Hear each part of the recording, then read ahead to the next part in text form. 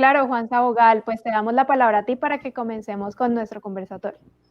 Bueno, primero que todo, Giovanni, muchísimas gracias, Nicolás, por estar aquí acompañándonos en este evento.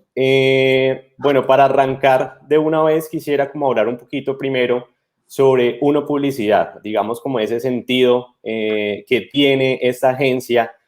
Primero, digamos, cómo fue el inicio y también por qué determinaron que solo se iban a abordar proyectos que tuvieran un propósito social. No sé si, digamos, la agencia empezó con ese propósito social o se fue creando a medida que ustedes, pues, tuvieron contacto con el mundo de la publicidad. Ok, hola Juan, y un saludo pues a todos los estudiantes, los chicos y las chicas de la universidad. Es un placer estar aquí, muchas gracias por la invitación. Bueno, yo soy Nicolás Altamar y estoy junto a mi socio Giovanni Cabrera, y bueno, está chévere esa pregunta en el contexto en el que estamos, porque la agencia Uno Publicidad nace en la academia, nace en la universidad. Entonces me parece chévere poder contarles un poquito cómo fue nuestros inicios, porque seguramente muchos estudiantes que están aquí pues han tenido ese ejercicio de hacer una agencia de publicidad en la academia y hacer sus proyectos, y así precisamente fue como surgió Uno Publicidad, como un ejercicio académico. Por allá estoy hablando del año 2002, 2003 en la Universidad Jorge Tadeo Lozano en Bogotá, ¿cierto? En publicidad. Entonces nosotros creamos Uno Publicidad para esas, digamos, para esos proyectos. Recuerdo yo que el nombre Uno Publicidad surgió de alguna manera de una mirada un poco, digamos, espiritual que teníamos sobre que había una energía creadora que lo cubría todo y que de alguna manera hacía que yo me hiciera uno con el todo. Era un poquito, de alguna manera, un poquito medio hippie esa idea del uno. Por supuesto, también consideramos que era un número poderoso.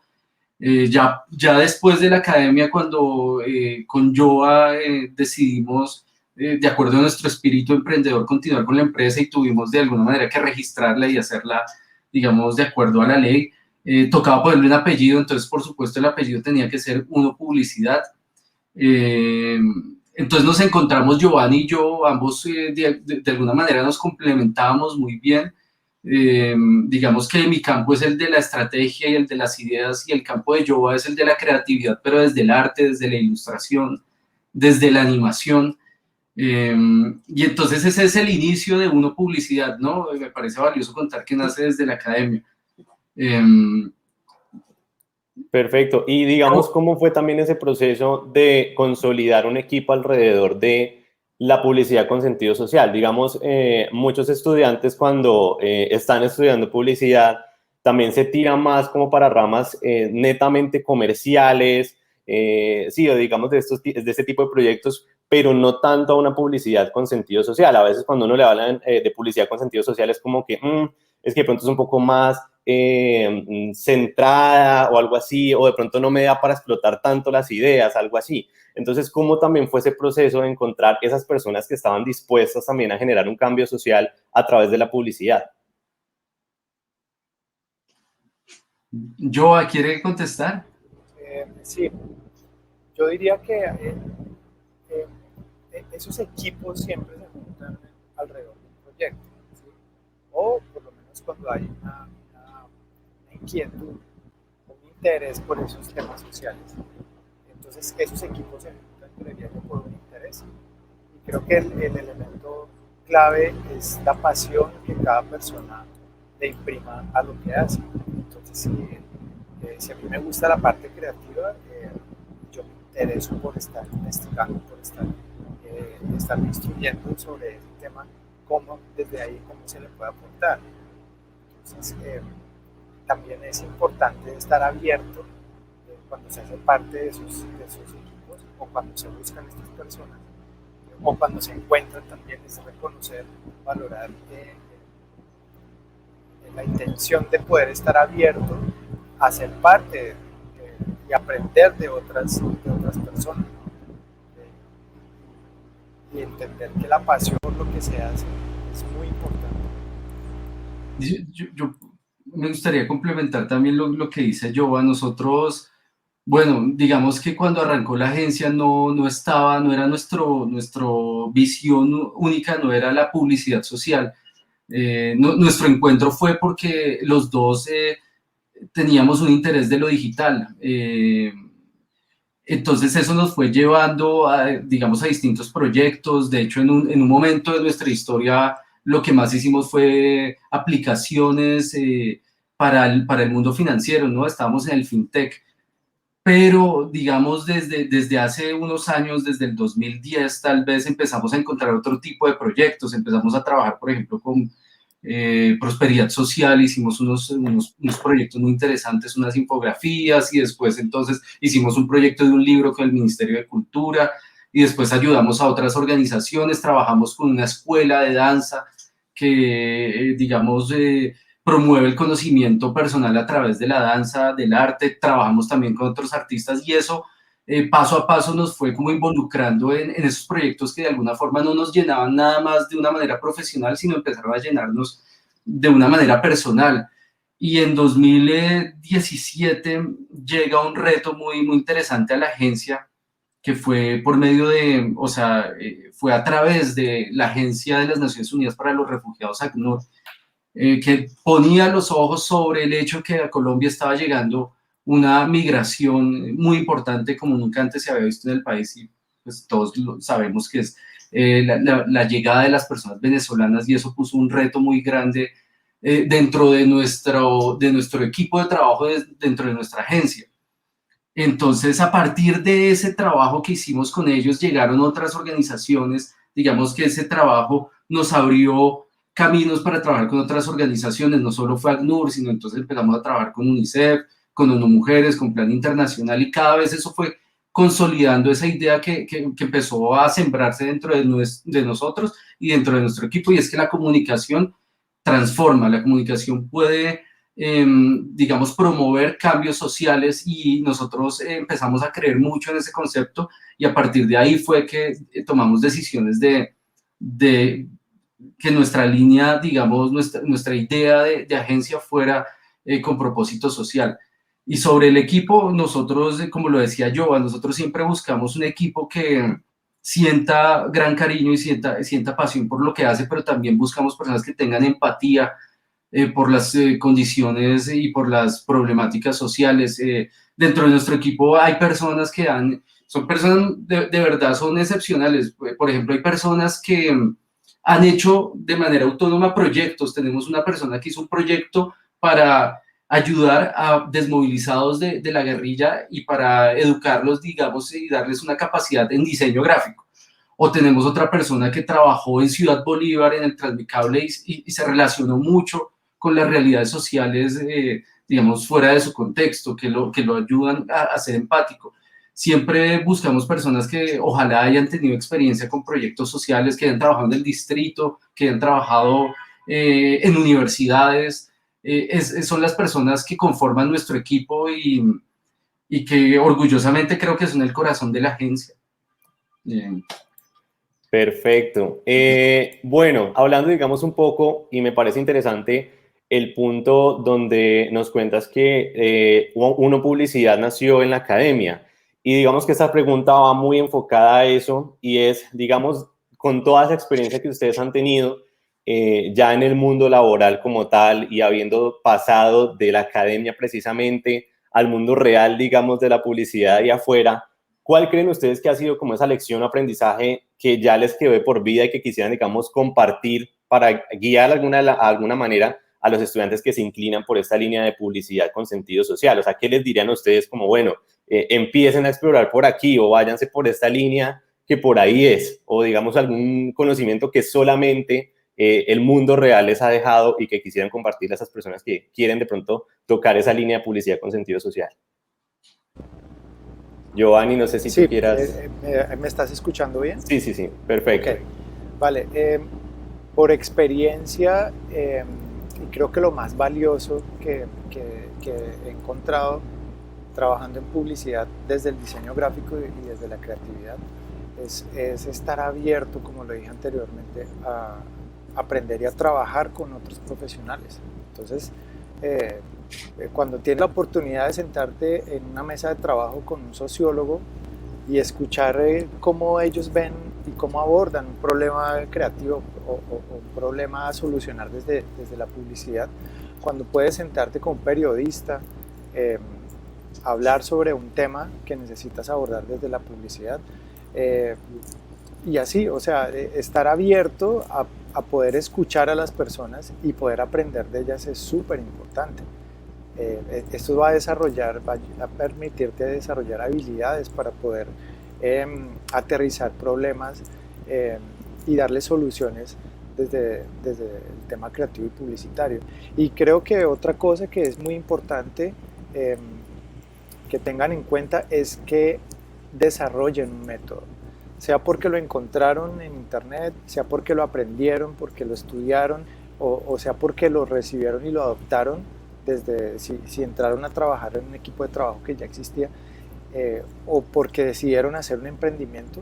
Es importante que haya un método, entonces que hayan pasos. Entonces cuando estás planeando un proyecto, pues hay una etapa de investigación, hay una etapa de planeación, hay una etapa de desarrollo y hay una etapa de conclusión. Un proyecto que implica la creatividad, y les hablo desde mi caso, no puede durar siempre, tiene un periodo de tiempo, o sea, y tienes que cerrarlo.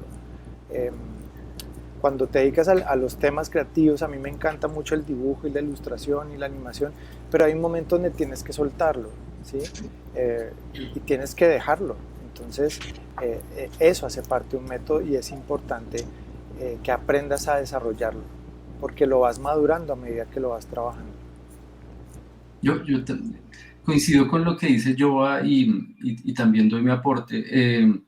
Joa decía que hay que trabajar con la gente y yo creo que en este, digamos, en ese enfoque social que algunos quisieran, digamos, explorar en su vida profesional, lo que nosotros hemos aprendido es que esto se trata de involucrarse con esas problemáticas sociales, entonces de escuchar a las comunidades, de acercarse a ellas, de hablar, de mirar las redes sociales, lo que, digamos, las conversaciones que tengan que ver con esa problemática social, de acercarse en lo posible. El ejercicio de la publicidad social es mucho mejor cuando es participativo en todas las instancias de la comunicación, desde, como lo decía yo, desde la investigación, pero también desde la creación, ¿cierto?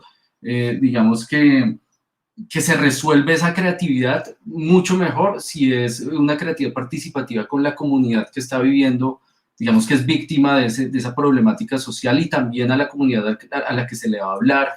Entonces, además, ese ejercicio de involucrarse directamente con las problemáticas genera una empatía que es importante digamos, en este campo de la comunicación, hace que los mensajes sean mucho más genuinos.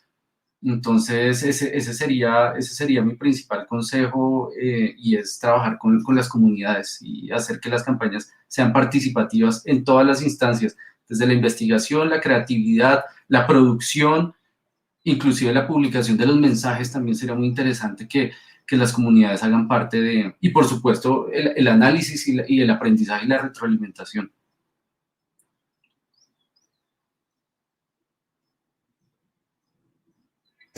Un proceso de inmersión ahí en todas las áreas para que haya como una compatibilidad ahí también como con el proyecto y un entendimiento general del proyecto. Me parece muy interesante lo que nos contaba Giovanni de tener como un paso a paso, una metodología, y aquí ya quisiera entrar a hablar un poquito sobre estos procesos internos que hace uno publicidad y, por ejemplo, con esa estrategia CAP, conocimiento, actitud y práctica.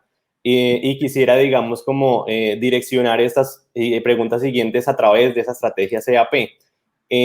Hablemos sobre dos proyectos puntuales que fueron ganadores de los premios LATAM Digital. Uno Somos Panas para ACNUR, Agencia de la ONU para Refugiados, y la campaña Escuela de Influenciadores, que fue para UNICEF y Tigo. Primero toquemos ese tema, un poco del conocimiento. Entonces quisiera preguntarles sobre más o menos un background de la campaña Somos Panas. Digamos que en esta campaña debía entrar como a conocer esa cultura venezolana, también a conectarla con la cultura colombiana, porque era también, pues, en cierta parte concientizar a las personas aquí de Colombia de la condición que estaban llegando los venezolanos, de una actitud, digamos, de ayuda también, y en otra parte también como que los venezolanos se sintieran identificados también con la campaña, entonces era como una unión de esas dos culturas.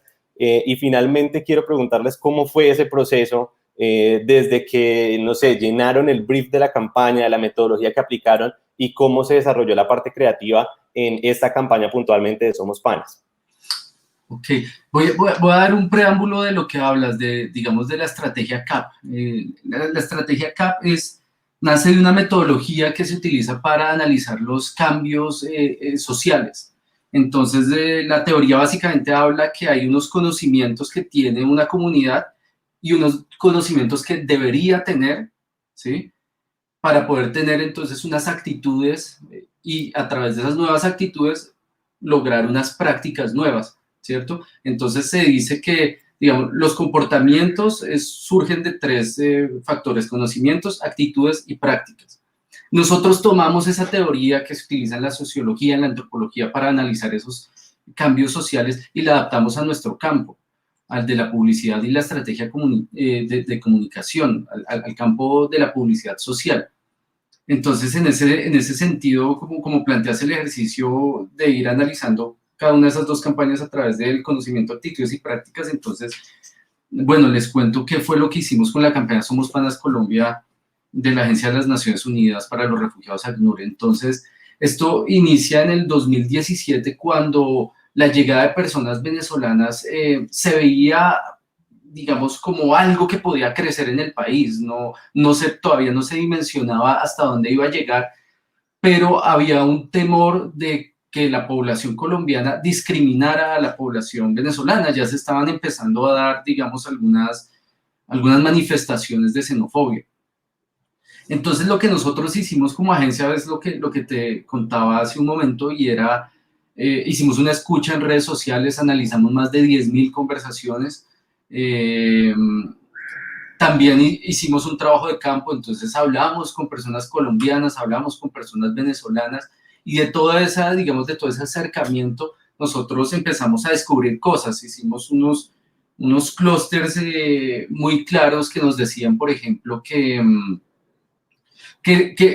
aquí generalizábamos, que hablábamos de las cifras, entonces hablar de cifras no era algo positivo, y empezamos a descubrir cuál era el conocimiento que teníamos que dar a partir de la campaña. Entonces teníamos que contarle a los colombianos que las personas venezolanas no estaban aquí porque querían, no estaban, digamos, de manera voluntaria, sino que tuvieron que dejar su tierra para venir a buscar nuevas oportunidades en Colombia, ¿sí?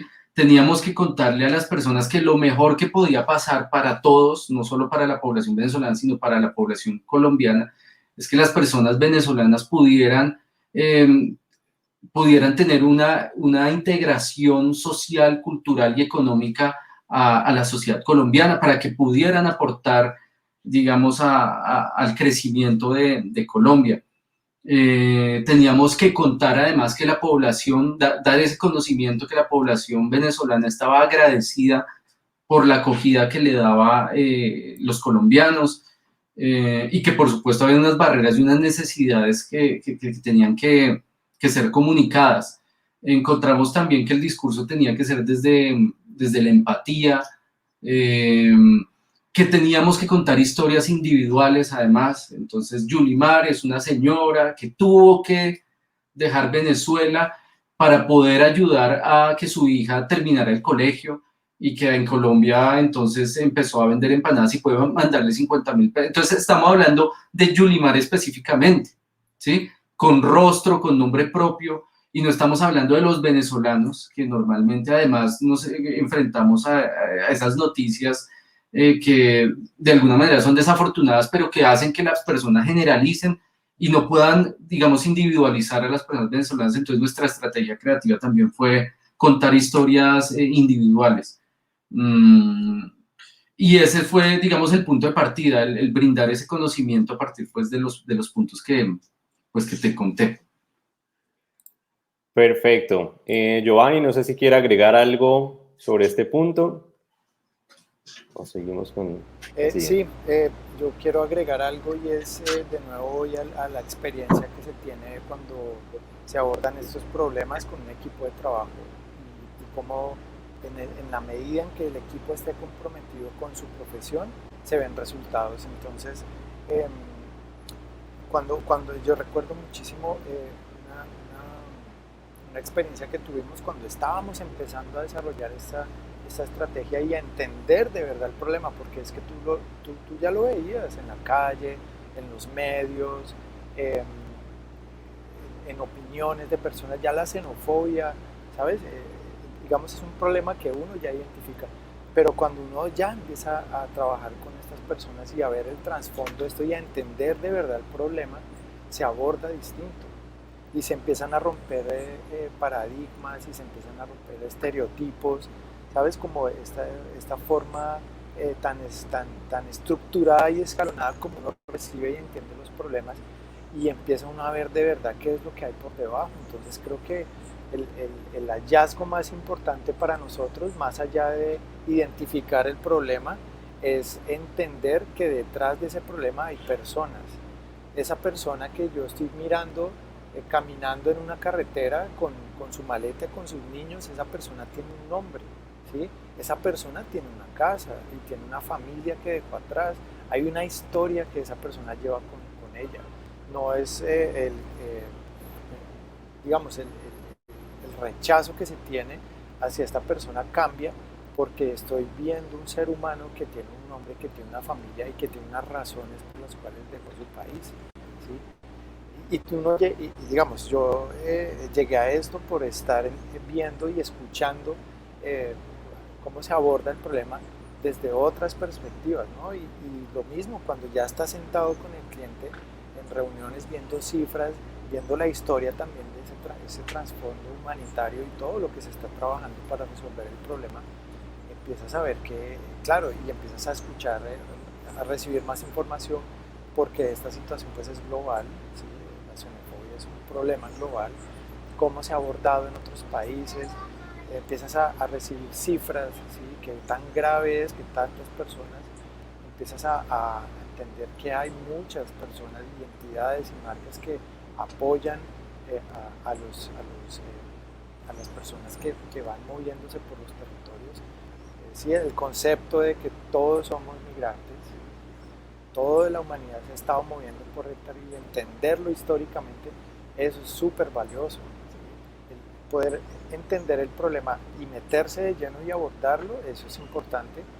Si estás metido en este tema creativo y publicitario, es que te empapes, que te untes, porque es que si lo puedes entender, puedes crear una solución mucho más efectiva. Perfecto. Bueno, ahora, digamos, entramos a hablar un poquito sobre la campaña Ciberconscientes. Igual hay algunas cositas que vamos a dejar para el final y retomamos este tema de Somos Panas, pero quisiera que también no nos quedáramos sin hablar también este tema de Ciberconscientes. Y ahí lo quisiera también abordar de pronto desde esta A de actitud y que nos pudieran contar cómo aplicaron esa metodología en este caso. Esta escuela de influenciadores para la campaña Ciberconsciente lo que buscaba era desarrollar habilidades que permitieran el uso responsable, seguro y creativo del Internet en niños, niñas y adolescentes. ¿Cómo se lograron desarrollar esos contenidos que involucraran, digamos, a este público, llamaran su atención y partiendo también por que este es un público complejo, o sea, finalmente también por la gran cantidad de información que encuentran en Internet? ¿Cómo hicieron para llamar su atención también a través de esos contenidos y de lo que desarrollaron para esta campaña? Bueno, yo si quieren arranco y después Nico me complementa. El caso de Ciberconscientes, digamos, yendo ya como a la respuesta puntual del cómo, pues fue entendiendo que la voz de esta campaña deberían asumirla los chicos y las chicas, ¿no? El objetivo, el target, pues las personas a las que nos dirigimos. Entonces ese fue como un hallazgo muy importante y un enfoque que se le dio a la campaña, incluso desde el mismo equipo de UNICEF, porque eso estaba, pues ya lo tenían claro. Entonces fue como aterrizamos eso a un formato que es el formato con el cual se le llega a esta población, y es el video, que es digamos, hace 3 años las cosas han cambiado un poco, pero digamos que el video es como el rey del contenido, ¿no? El que todo el mundo ve y el que todo el mundo comparte. Entonces, lo que quisimos cultivar, esa actitud que quisimos cultivar para los chicos y las chicas a las cuales estaba dirigida la campaña, era empoderarlos, era hacerles entender que ellos, como nacieron con las tecnologías, como nacieron con las redes sociales, ellos son nativos digitales, ellos son ciudadanos digitales, ¿sí? Tú tienes deberes y tienes derechos, así como los tienes en la sociedad. El entorno digital es tal cual, ¿sí? Entonces hay unos aspectos que es importante que conozcas, es importante que sepas que puedes desarrollar unas habilidades, y acá ya vamos al tema más, al conocimiento que se les entregó, se identificaron unas habilidades que son un montón, ¿sí? Habilidades para la vida, pero para la campaña nos enfocamos en 5 habilidades, ¿no? Entonces esas habilidades se desarrollaron ya a profundidad, se identificaron y se desarrollaron, y eso fue como el conocimiento. No sé si Nico quiera seguir. Una cosa que quiero decir antes de darle el espacio a Nico para hablar sobre esta campaña es cómo nos adaptamos a las condiciones. Cuando esta campaña arrancó no había COVID, no había confinamiento, digamos, las redes sociales, el internet, ya hace muchos años está moviéndose, los pelados ya la tienen apropiada por los dispositivos, pero no había confinamiento. Entonces, ¿cómo la campaña aprovechó este encuentro de circunstancias, esa sincronía de cosas que se juntaron, y cómo se adaptó a poder redireccionar la estrategia de contenidos a un tema ya, cómo se adaptó, ¿no? Ya no podíamos estar en Medellín cubriendo un evento y capturando material de video, ya no podemos estar en Quibdó grabando los videos para la batería de contenido. Ya. Entonces, ¿cómo nos vamos a adaptar? ¿Sí? Y lo hicimos, y además se volvió relevante. Creo que eso fue una cosa súper importante. La campaña obtuvo relevancia. Creo que a medida que fue avanzando el 2020, desde la regional de UNICEF ya empezaron a ponerle el ojo a lo que estábamos haciendo, porque nosotros desde el 2019 arrancamos y nos volvimos relevantes, ¿sí? Precisamente porque nos adaptamos a las condiciones. Perfecto. No sé si Nicolás quiere agregar algo. No, yo creo que ya Yoba expuso muy bien esa actitud que quisimos buscar en la campaña Ciberconsciente. Vale, yo sí quisiera escuchar también un poquito sobre los procesos que llevaron en esta campaña ya con los niños, allá en la práctica, con niños, niñas y adolescentes. Vi por ahí que hicieron algunas actividades, que buscaron también involucrar, de hecho, hasta en la parte presencial a este público. Entonces, ¿cómo fue, digamos, esos espacios de compartir ya con el público como tal en acción?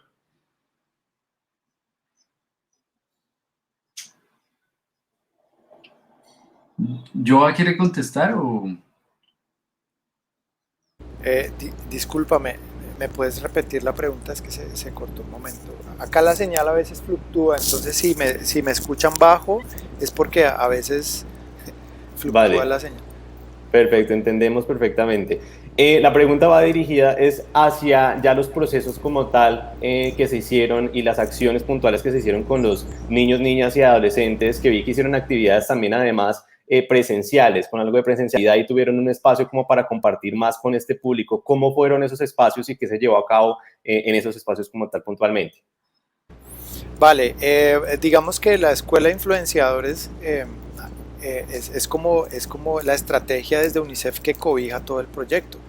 Entonces ellos ya venían trabajando en campo ellos ya tienen identificados unos líderes, ¿sí? Digamos que ellos no se acercan a los chicos desde cero, ellos se acercan con las personas visibles en esas comunidades y en esos espacios. Son personas que ya han hecho un trabajo previo, que ya tienen una conciencia y que tienen un don de comunicación con los chicos.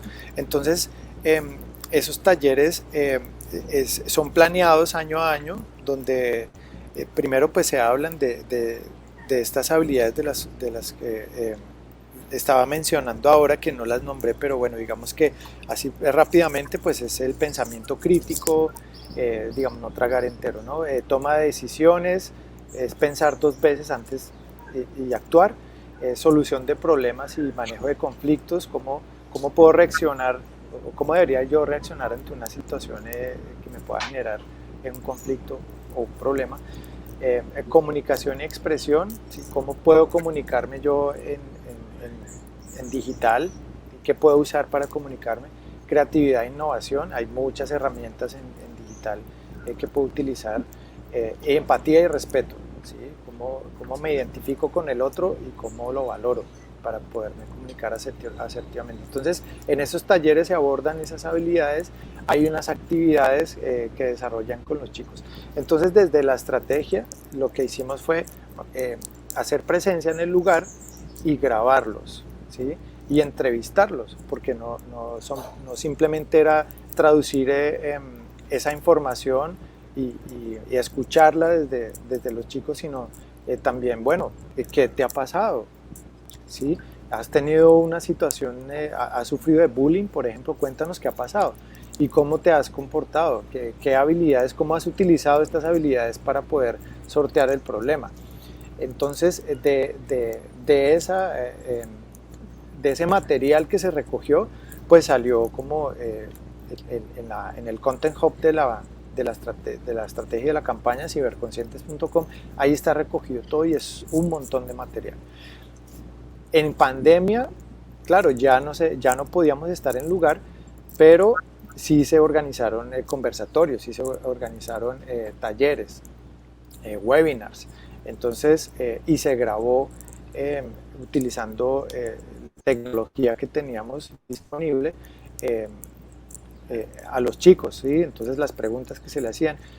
Y es curioso pues cómo también de nuevo esa sincronía empieza a hacer que ocurran cosas. Entonces recuerdo mucho que el material que se grabó en Chocó fue difícil porque pues allá primero la conectividad no es muy buena y segundo los dispositivos que tienen los chicos pues son complicados, ¿sí? Hay uno que no tenía dispositivo, sino se lo pidió a la vecina, pero entonces el cargador lo tenía el tío, pero sí, entonces claro, se hace evidente realmente esta forma tan complicada que tienen ellos para abordar los temas digitales, pero aún así pues el taller se hizo y es muy curioso porque precisamente el tema que se abordó en Chocó pues era ese, ¿no? El tema ya tecnológico, ¿sí? Entonces, de esa estrategia de cómo resolvimos el tema en pandemia nació el magazine, ¿no? Zonas ciberconscientes, que así le llamamos nosotros a esa forma en la cual resolvimos el tema audiovisual en pandemia. Perfecto, interesante también entonces escuchar eso porque digamos que cuando se contemplan esas campañas hay varios aspectos que también salen a verse evidenciados y otros aspectos, otras problemáticas que haciendo una campaña también detectas que hay un problema que también hay que solucionar desde precisamente eso, haciendo campañas de concientización y haciendo campañas con este sentido social. Quiero volver a retomar ese tema de Somos Panas, pero hablando ya en este caso de las herramientas. Y también quisiera preguntarles, bueno, finalmente, ¿cómo construyeron esas herramientas que permitieron precisamente este propósito de lograr esa solidaridad de los colombianos hacia las personas de Venezuela? ¿Cómo las crearon y cómo fue también el proceso de, bueno, no sé, si tuvieron un venezolano en el equipo de trabajo que les pudiera hacer como de traductor un poco de la cultura, o esto lo trajeron realmente ese trabajo de campo y como ese proceso de pronto de scouting ahí cuando hicieron la campaña? ¿Cómo fue ese proceso de la construcción de las herramientas y qué lograron realmente también con estas herramientas? Mira, digamos que hay dos propósitos muy grandes dentro de esa campaña. Una es desalentar la xenofobia, quitarle el oxígeno. Digamos, nosotros no podemos hablar de eliminar la xenofobia porque es un objetivo que no se lograría sino en décadas. Entonces es desalentar la xenofobia, y el otro objetivo es incentivar la solidaridad del colombiano hacia las personas venezolanas. Entonces, partiendo de esos dos objetivos, había que darle, digamos, una respuesta mucho más práctica, que fuera más allá del mensaje, que invitara precisamente a eso, a que hubiera un comportamiento de parte de las personas colombianas. Lo que nosotros hicimos fue, bueno, hicimos viajes y estuvimos en Cúcuta, estuvimos en Arauca, estuvimos hablando con comunidad y por supuesto estuvimos analizando, digamos, las conversaciones que se dan en el mundo digital, y empezamos a ver ahí temas recurrentes, ¿no? La manera en que las personas respondían a esas manifestaciones de xenofobia siempre era como invitando a la empatía, ¿no? A ponerse en el zapato del otro. Así, eso lo empezamos a ver. También empezamos a ver que la gente pedía que no se generalizara, ¿sí? Cuando hay una noticia mala de una persona, todos los venezolanos los meten en el mismo costal y todos son malos. Y también empezamos a ver que mucha gente también lo que hacía era confrontar esa manifestación de xenofobia de alguna forma con ira, con violencia, y en ese sentido pues se perdían los argumentos. Entonces de ahí fue que nació ese inspirador de, bueno, cómo de alguna forma una persona que no está, que quiere confrontar una manifestación de xenofobia, cómo sería la manera correcta de hacerla. Entonces, a raíz de toda esta investigación que te cuento, pues surgieron 4 puntos. Queríamos que fuera algo muy sencillo que pudiera recordarse muy fácilmente. Entonces, el primer punto es no generar una respuesta violenta, sino concentrarse en los argumentos, ¿sí? Cuando yo te respondo también con violencia a una manifestación de violencia, pues ahí no hay una conversación, se acabó la comunicación, y cuando no hay comunicación, pues hay conflicto. Entonces, lo primero era concentrarse en el argumento que le tenías que dar a la otra persona. Entonces, el primer consejo era mantener la calma. El primer consejo es mantener la calma. El segundo consejo era generar empatía, era contarle a una persona que usted qué haría si tuviera que coger hoy a su hijo y caminar hacia un rumbo incierto porque su vida corre peligro donde está. Básicamente es eso, ¿sí? Porque su vida donde usted está corre más peligro, es más incierta que irse a caminar hacia un país desconocido. Entonces, ¿usted qué haría si tuviera una serie de condiciones similares a las que las personas venezolanas han tenido? El tercer consejo era que no se generalizara, ¿sí? Que no todas las personas eran iguales. Piense, por ejemplo, en la persona que vende empanadas en la esquina, o la que está en su lugar de trabajo, su compañero de trabajo, o las personas emprendedoras venezolanas en Colombia. No son iguales a las personas que muchas veces los medios digamos, resaltan mucho más las noticias negativas. Entonces, invitar a no generalizar. Y por último, era contarle que la xenofobia pues no era un juego, no es digamos, algo chistoso, no es una conversación menor. Ese comentario que usted deja en redes sociales puede generar, digamos, un comentario mucho más ofensivo que inclusive puede terminar en violencia, y desafortunadamente se ha visto también en el asesinato y este tipo de cosas desafortunadas. Entonces ese fue el camino que nosotros, digamos, estratégicamente decidimos, y digamos, la forma de promover estos 4 consejos fue a través de personas que fueran influyentes en distintos territorios de Colombia. Entonces nos fuimos y lo hicimos en Arauca, y lo hicimos con 2 maestros de la música llanera, y después nos fuimos y lo hicimos en Boyacá, y participó Pirri, y participaron deportistas del equipo de fútbol de Boyacá. Lo hicimos con un grupo allá que se llama Velo de Osa, que son muy importantes, un grupo musical. Nos ayudaron a transmitir esos 4 consejos. Aquí en Bogotá lo hicimos con Daniel Samper, lo hicimos con La Puya, con Simona Sánchez, con Santiago Rivas, con Nicolás Samper. Bueno, Es una estrategia que se vale también de, digamos, del poder de influencia de personas que generan una confianza. Y bueno, y la idea es que la gente tenga unas herramientas y que ponga en práctica esos 4 consejos en el momento de enfrentarse a una manifestación de xenofobia. Perfecto. Bueno, digamos que a pesar de que esta campaña precisamente buscaba como esos cambios de actitudes, de pensamientos, de atacar de alguna manera la xenofobia, a veces cuando se hacen campañas precisamente para este tipo de cosas y hablar de pronto desde un lenguaje un poco más positivo, de cambio, siempre va a haber de pronto algunos detractores o igual algunas personas que quedan por ahí y hablando también desde el asunto de las redes sociales, siempre va a haber como opiniones encontradas o alguna persona por ahí que tira un mal comentario o alguna persona que critica de pronto ese tipo de cosas. ¿Fue este el caso? ¿Tuvieron de pronto algunos problemas que tuvieran que sortear en medio de la campaña cuando la estaban ejecutando? Bueno, esta es una campaña que en realidad ya es una campaña que está vigente aún, ¿no? Diría yo que dejó de ser una campaña publicitaria porque, mira, empezó en el 2017 y estamos en el 2021 y seguramente la campaña va a seguir por unos años más, entonces diría que ya es más que una campaña, es una estrategia de comunicación. Y a lo que nos enfrentamos nosotros a diario es que pueda que mañana salga una noticia que sea muy negativa hacia la población venezolana y en ese momento de tanto esfuerzo que hemos hecho se ve muy golpeado. Es muy difícil contrarrestar ese tipo de noticias. Nosotros hemos creado estrategias, digamos, de crisis, pero sí, pues nos enfrentamos a que una mala noticia de alguna forma tiene mucha más visibilidad. Entonces nosotros siempre tratamos es de poner el otro punto de vista, de estar hablando de lo positivo que hace la integración de las personas venezolanas en Colombia. Contamos historias de 2 personas venezolanas que limpiaron un río, por ejemplo, que trabajaron por devolverle la pureza a un río y que lo hicieron en Colombia.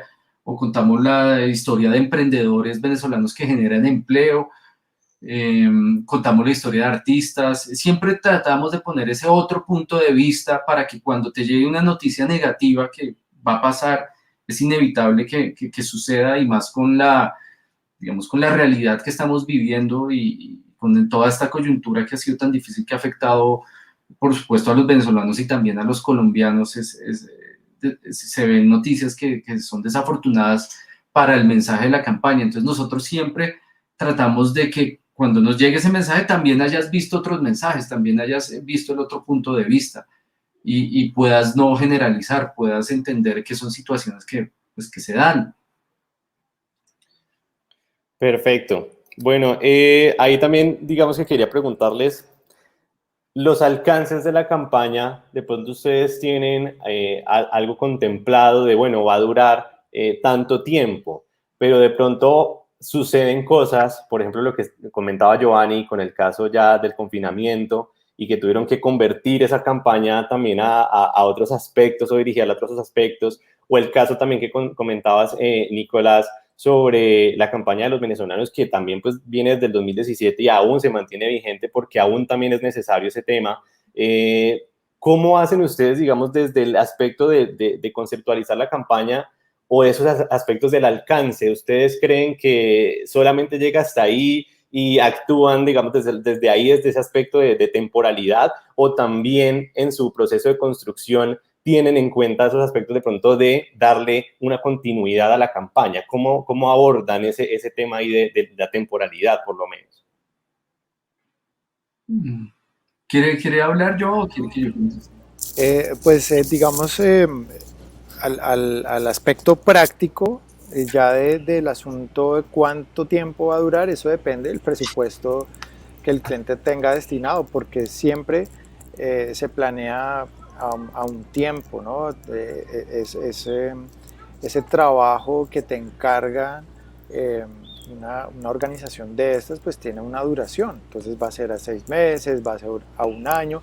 ¿Qué va a pasar después de eso? pues no sé, o sea, digamos, con el tema de Somos Panas Colombia, nosotros cuando llegamos ahí, pues el tema ya venía rodando desde mucho antes, eh, y iba a continuar. Cuando arrancamos con la campaña ya sabíamos que ese tema era muy complejo y iba a continuar, ¿sí? Eh, pero digamos, no, no creo que uno tenga como dimensionado realmente hasta cuándo. O sea, imagínate, esa ya no es una campaña como lo dice Nico, sino ya se volvió una estrategia de comunicación. O sea, esto va a tener un kilometraje a muchos más años. Eh, en el caso de ciberconscientes, pues yo diría que es un tema que no se va a acabar, ¿sabes? Porque los niños que están teniendo contacto con la tecnología, incluso esa brecha de años y de generación está retrocediendo cada vez más. Ya un niño de 5 o 6 años ya lo ves entrando en contacto con un dispositivo porque tiene un canal de YouTube que le gusta seguir porque sus papás saben que, ¿sabes? Y ahí se va a encontrar unos contenidos al final que es posible que quede enganchado con ellos. Entonces, eh, eh, digamos que yo no veo que uno establezca un límite, pero sí uno como empresa y como comunicador sí debe saber hasta dónde va a llegar en el tiempo en relación a la relación contractual o laboral pues que va a tener en contexto de estos, ¿no? Eh, pero eso es, refiriéndome de nuevo al tema creativo, es un tema que no termina, o sea, esto sigue y sigue, y si vamos ya más temas sociales, pues o sea, pensar que va a terminar en algún momento, por lo menos en nuestro caso, no veo que se vaya a acabar, porque el tema de nuestros hermanos venezolanos, pues es muy complejo, no creo que vaya a cambiar al corto plazo.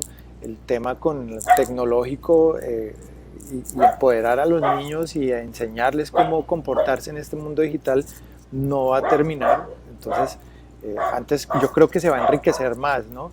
Y puede ampliarse más, ¿sí? Digamos, yo añadiría ahí una cosa y es, por ejemplo, lo que le ha dado mucha vida a la campaña Somos Panas Colombia tantos años es que hemos empezado y hemos entendido que hay afectaciones particulares, ¿sí? Que no es lo mismo la manera en que en que sufre la discriminación una mujer a como la sufre un joven de 20 años, no es lo mismo como la sufre en una capital a una ciudad, digamos, fronteriza, a un municipio, no es lo mismo como la sufre la discriminación, como la sufren los niños, como la sufre una persona ya de edad. Entonces, eso le ha dado vida a la campaña en el sentido que tratamos de responder a cada una de esas afectaciones particulares y se van creando más iniciativas y más regiones necesitan el apoyo de comunicación y la comunicación debe ser específica de cada región. Entonces, bueno, por ahora tenemos esta campaña hasta el 2022, digamos, entonces esa es la realidad de la campaña en este momento. Perfecto, bueno, ya para ir cerrando quisiera como brevemente que me contestaran esa pregunta para pasar ya a una final y es, bueno, viendo estos proyectos que nos comparten, pues uno ve que es posible y aparte necesario hacer publicidad con sentido social. Quisiera preguntarles a ustedes, bueno, muchas personas dicen también, ¿será que eso da plata? ¿Será que eso sí me sirve para yo vivir de la publicidad con sentido social? Y quisiera preguntarles a ustedes, bueno, desde su experiencia, ¿por qué recomiendan a los profesionales del mañana, pues digamos, irse por este campo de la publicidad con sentido social? Joa, ¿eso da plata? Cuéntenme. Cualquier cosa que tú hagas desde el corazón, desde adentro tuyo te va a dar. O sea, yo ahorita estoy, por ejemplo, en una casa donde nuestros amigos, mi amigo es panadero y él es brasilero.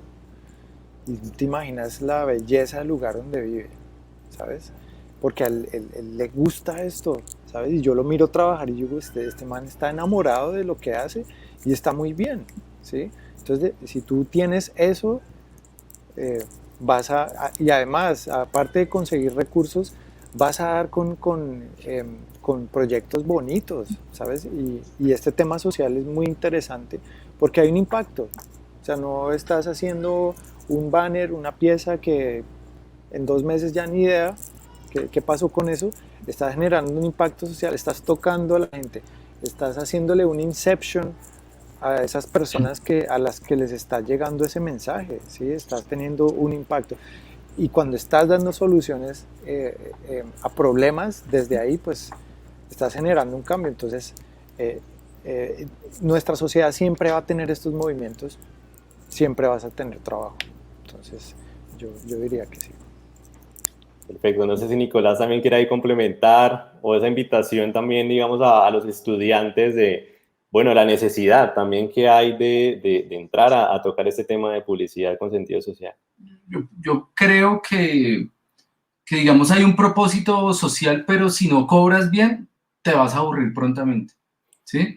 Si no cobras por tu trabajo, si no haces un presupuesto bien hecho, pues te va a ganar otras cosas que van a suceder en la vida, otras necesidades. Entonces, mi recomendación es que desde un principio tengan claro que aquí hay una, digamos, hay una inspiración muy grande, hay un propósito muy grande social, pero que también debe ser sostenible y una persona debe poder vivir bien de esto. Entonces, que tu tiempo, tu trabajo, tu experiencia vale y que tienes que valorarla y tienes que valorarla bien, tienes que evaluar cuáles son el tiempo que le vas a dedicar a una cosa para poder hacer, mejor dicho, que asistan a la clase de presupuesto y financiera juiciosamente, que no es algo, que no es un detalle menor para la vida.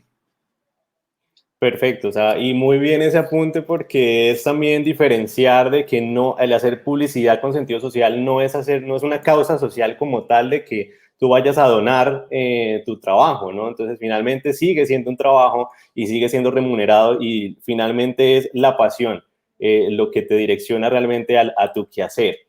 Yo quisiera terminar con una pregunta porque, bueno, digamos que para nadie es un secreto la situación que está viviendo actualmente en nuestro país y precisamente involucra una crisis social, donde hay protestas, hay luchas, pero también al mismo tiempo hay divisiones por aspectos políticos, por aspectos de clases sociales y demás que termina convirtiéndose finalmente en una gran problemática de violencia y crisis en muchos sentidos. Quisiera preguntarles cómo creen ustedes que desde la publicidad, desde lo que hacen las marcas en general, desde nuestra profesión, se puede entrar a generar un cambio, un impacto social a través precisamente de lo que hacemos. Ok. Bueno, me pido y después yo a su punto de vista. En principio la publicidad es una técnica de la comunicación que tiene un propósito comercial, ¿sí? Que busca la venta de productos y servicios a un consumidor. Pero contrario a eso surge la publicidad social, ¿sí? Que busca generar cambios en ideas, actitudes, comportamientos frente a una problemática social para mejorar colectivamente una calidad de vida, ¿sí? Eso es un poquito parafrasear a un teórico de la comunicación, Orozco Toro, pero me parece muy bonita esa definición, ¿no? Y voy a repetirla. La comunicación social busca generar cambios en las ideas, actitudes y comportamientos frente a las problemáticas sociales para mejorar colectivamente, no individualmente, sino colectivamente, la calidad de vida de las personas. Pero entonces la publicidad social también utiliza las herramientas propias de la publicidad, segmentar una audiencia, la creatividad como lenguaje, el tono, el diseño, los colores, ya los formatos, las animaciones, en fin, utilizamos las mismas herramientas que utiliza la publicidad, digamos, tradicional. Entonces nosotros no hablamos, por ejemplo, de una marca, sino hablamos de organizaciones que tienen un propósito social. Nosotros no le hablamos a consumidores, sino le hablamos a ciudadanos para que se vuelvan agentes de cambio de una problemática social. Digamos que es ahí donde nosotros como comunicadores publicistas nos paramos. Ahora, hablando de la situación actual de Colombia, que es una conversación que es muy compleja y muy polémica, ¿no? y yo me voy a atrever a dar una respuesta con respecto a tu planteamiento, y es, hay que entender que las relaciones humanas generan conflictos. Digamos que los conflictos son naturales a las relaciones humanas. Pero ¿qué pasaría si desde la publicidad social pudiéramos hacerle ver a las personas que los conflictos son un motor de cambio, pueden ser una oportunidad de cambio? Y en ese sentido podríamos cambiar esa manera de resolver los conflictos desde la violencia y desde lo coercitivo, que es un poco lo que está sucediendo, y podríamos cambiar esa mirada hacia el diálogo, hacia el respeto, hacia la búsqueda creativa de soluciones, que no sean mecanismos violentos para resolver los conflictos.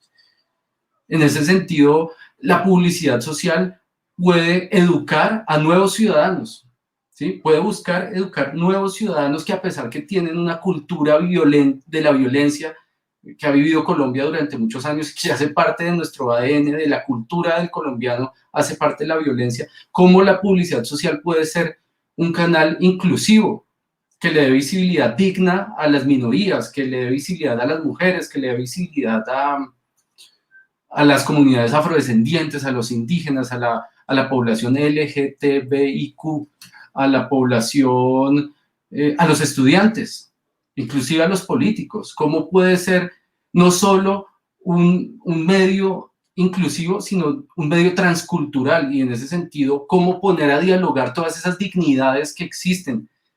Y yo creo que si la publicidad social puede lograr eso, realmente trasciende. Realmente ese mensaje seductor, ese mensaje ético, ese mensaje impactante, creativo, puede llegar a trascender y puede generar una nueva mirada hacia Colombia. Eso sería trascender ya la comunicación social. Perfecto. Bueno, digamos, aquí quisiera que Giovanni nos complementara esa pregunta, pero quisiera también ligarlo desde el aspecto de que uno como profesional o como estudiante con ese tipo de hechos se siente impotente. Digamos, uno no sabe realmente uno cómo podría hacer para mejorar o para causar, digamos, un impacto positivo o de cambio. Y yo quisiera preguntarles, ¿es posible, y aprovechando también el nombre mismo del evento en el que estamos hoy, o esa temática de fichas de cambio, sería posible que una persona, digamos, desde su individualidad, por mucha impotencia que tenga, sea una ficha de cambio, se transforme en una ficha de cambio y pueda hacer algo desde su profesión para contribuir a la problemática?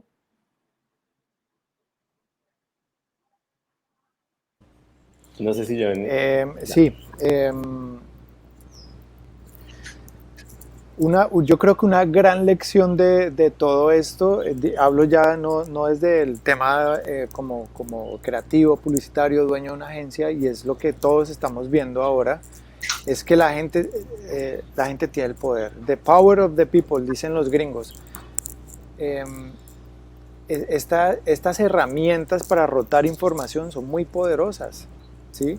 Entonces, yo creo que si las marcas o organizaciones o colectivos, incluso de estudiantes, pueden entender el alcance que tiene la tecnología y cómo se está utilizando para generar estos movimientos, yo estoy convencido de que gran parte de lo que estamos viviendo hoy es gracias a la cantidad de información que se está rotando. Ya no estamos desconectados, así no estemos en el mismo lugar. Ahorita estamos en 3 regiones distintas del país teniendo una conversación y este mismo ejercicio se está replicando todo el tiempo, todos los días. Cuando el tema social se vuelve álgido, pues se empieza a rotar mucha más información. Entonces, si nosotros queremos generar un cambio, pues nosotros tenemos las herramientas para hacerlo. Si quieres sembrar un mensaje de odio, pues creas un meme o lo replicas y esa vaina se multiplica en 3 segundos. Si quieres sembrar un mensaje de diálogo, puedes crearlo tú solo, ¿sí? Ni siquiera con software que hayas conseguido, sino hay herramientas gratuitas que se pueden hacer. Los pelados están utilizándolas. Puedes hacer un movimiento. ¿sí? Tú puedes poner una foto en Twitter y tú no sabes dónde va a acabar esa foto. Entonces, hay las herramientas, pero hay un cuidado también que nos corresponde a nosotros. Digamos que en algún grado todo este mierdero que se ha creado y todos estos mensajes que se han creado desde la publicidad son nuestra responsabilidad. Y es nuestra responsabilidad encauzarlos, de nuevo, corregir la forma en la que se ha transformado, en la que se ha manipulado y en la que se ha convertido, como a través de la comunicación se pueden cambiar conceptos para bien o para mal, pero digamos que toda esta situación es también responsabilidad nuestra como comunicadores, cómo podemos ayudarle a la gente a enfocarse, ¿no? Vale, perfecto. Pues por mi parte, muchísimas gracias por esas enseñanzas, esas experiencias compartidas de las que pues también finalmente terminamos aprendiendo y acercándonos un poco a este campo de la publicidad con sentido social, que muchas veces pues trata problemáticas que a veces sentimos ajenas y que precisamente es la publicidad la que nos acerca finalmente a esas problemáticas y nos involucra en estos aspectos y desde un sentido obviamente de cambio, que es el resultado final que esperamos con ese tipo de piezas y demás. Por mi parte, muchísimas gracias, me encantó compartir este espacio con ustedes. Vamos a ir a unos comerciales y de regreso seguimos con las preguntas del público. Un gusto, Giovanni, Nicolás, tenerlos aquí. Muchísimas gracias. Vale, muchas gracias.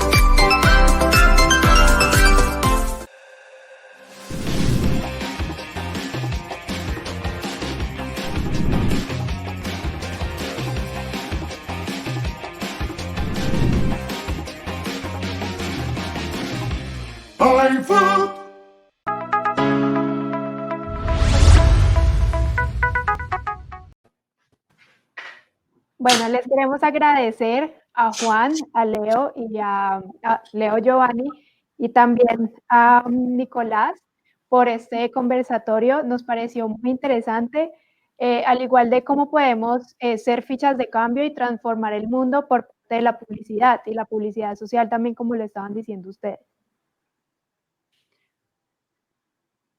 Bueno, fue muy interesante para nosotros y para todas las personas que nos están viendo en este momento este conversatorio.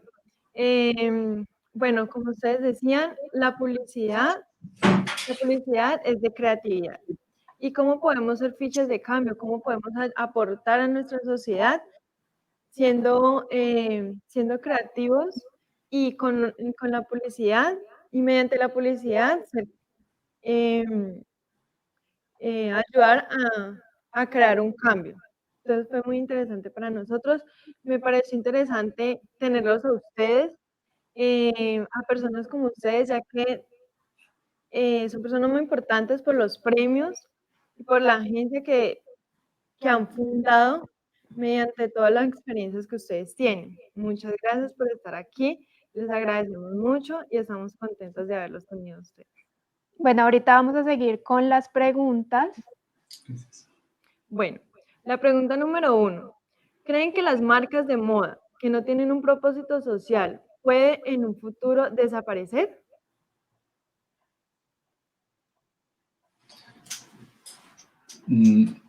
No, la verdad, desde mi óptica no creo que eso pueda ser así, porque digamos que una marca de moda es relativa a un gusto, una estética, un estilo, y lo que sí pienso es que las marcas ahora tienen que ser mucho más, digamos, sostenibles, ¿no? Tienen que demostrar cómo, y cada vez, pues digamos que la sociedad es mucho más consciente.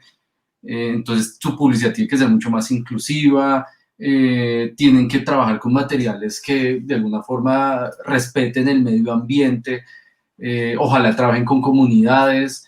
Pienso que si esto no lo hacen, seguramente perderán fuerza, pero no me atrevería a decir que desaparecerían. ¿Qué opinas, Yo, También. discúlpame, yo quiero decir algo porque precisamente ayer vi una información que es relevante en este momento y es muy importante.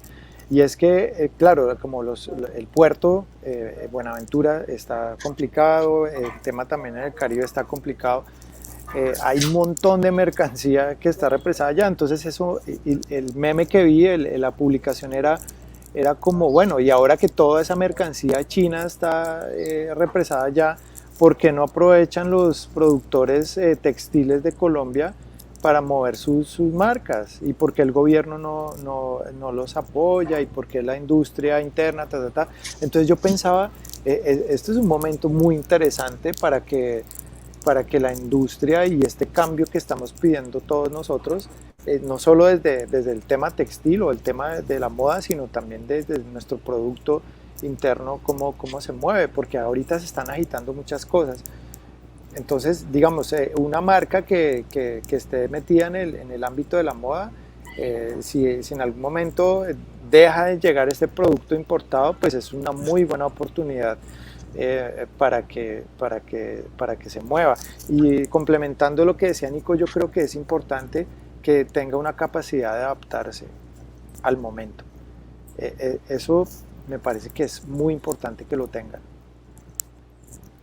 Y también, como decía Nicolás, es que es muy importante que se tenga como un conocimiento de quiénes son los que consumen tu producto y también quiénes son esos puntos de vista, si no, no les vas a poder llegar con una buena intención. Como en este momento nos hemos dado cuenta que las personas ahorita buscan más las marcas conscientes y más humanas. Exacto. Sí, es así. Así es. Bueno, la segunda pregunta que nos hacen es, ¿cómo puede lograrse una comunicación verdaderamente asertiva? ¿Depende netamente de la marca y sus objetivos?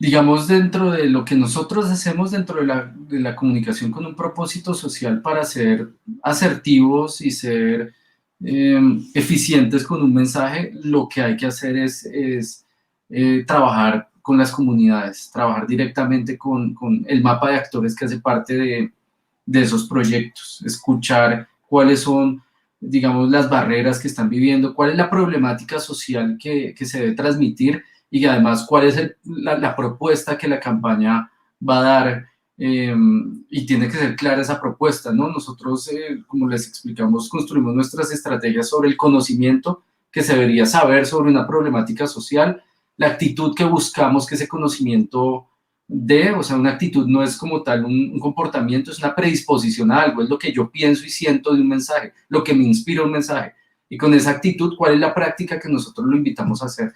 Entonces creo que la manera de lograr ser asertivos y eficientes con el mensaje es escuchar a la comunidad y hacer la parte, participarla de todas las instancias de la comunicación. Listo, Nicolás, muchas gracias a Leo y a nuestro moderador Juan Sabogal, un conversatorio de que nos aportó mucho a nosotros y a todas las personas que nos están viendo. Le damos paso al siguiente conversatorio por Camilo. Gracias, chao. Hasta luego. Chao, que estén bien. Muchas gracias, buen día.